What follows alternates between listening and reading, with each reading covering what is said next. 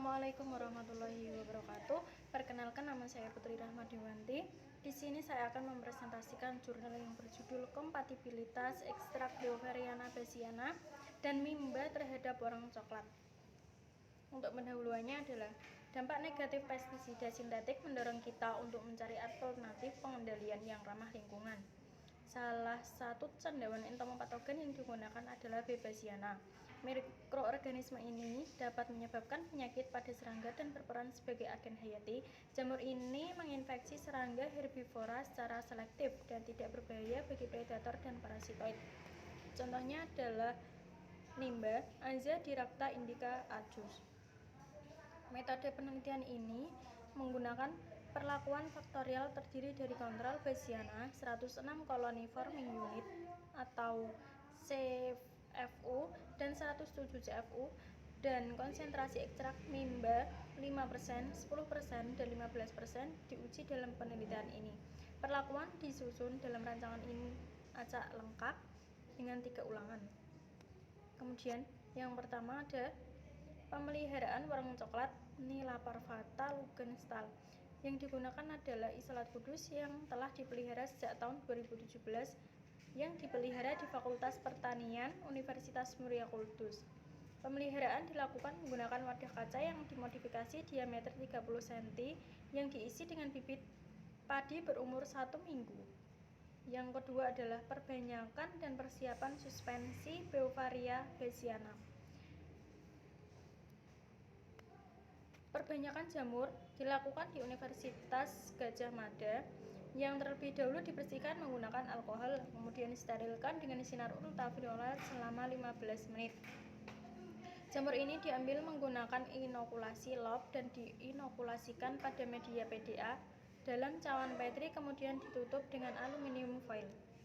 Untuk yang ketiga adalah daun mimba dibersihkan dan ditimbang sebanyak 125 gram, kemudian dicacah dan dikeringkan selama 2 jam, kemudian dimasukkan ke dalam air lanar, ditambahkan 1 liter alkohol 70% dan ditutup rapat.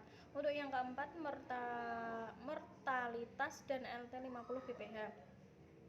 Bibit padi berumur 14 hari dicelupkan ke dalam larutan tunggal atau campuran ekstrak mimba selama 5 menit, kemudian dikeringkan pada suhu kamar selama 10 detik. Untuk yang kelima, pertumbuhan koloni jamur Beauveria bassiana ditumbuhkan media PDA dan diinkubasi selama 4 hari pada suhu 25 derajat Celcius. Setelah 4 hari 1 mili, ekstrak mimba diteteskan ke PDA Michelia B. bassiana. Untuk yang keempat, kapasitas spora. 1 spora 1 gram spora diambil dari media PDA yang telah diinkubasi selama 15 hari pada suhu 25 derajat yang diberi ekstrak mimba 4 hari setelah inokulasi berdasarkan perlakuan.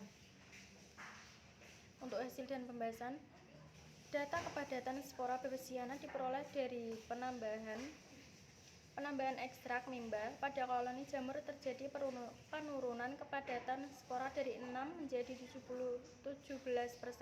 dibandingkan dengan kontrol. Kepadatan spora menurun secara signifikan pada ekstrak mimba 15%, tetapi spora pada semua perlakuan masih pada kepadatan dan masih termasuk dalam kategori baik. Untuk yang tabel kedua, analisis kompatibilitas antara ekstrak mimba dan B. bassiana menggunakan rumus Alves menghasilkan nilai T berkisar antara 78,59 hingga 90,38. Bila nilai T lebih tinggi dari 60, berarti ekstrak mimba tidak beracun terhadap spora B. bassiana atau kompatibel bila diaplikasikan dalam kombinasi.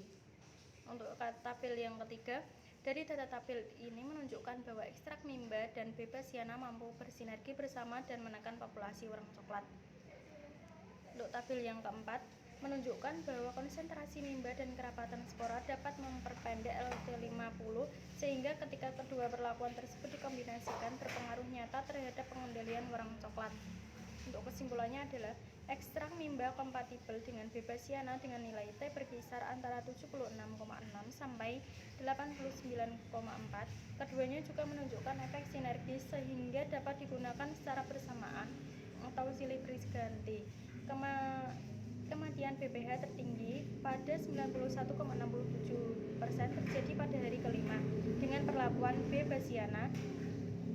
LT50 terpendek ditemukan di pengobatan B-Basiana plus ekstrak mimba. Mimba diasumsikan mempercepat kematian BPH dengan meningkatkan konsentrasinya. Kemudian ini gambarnya. Sekian presentasi saya. Apabila ada kesalahan mohon maaf. Wabillahi taufiq wal hidayah. Wassalamualaikum warahmatullahi wabarakatuh.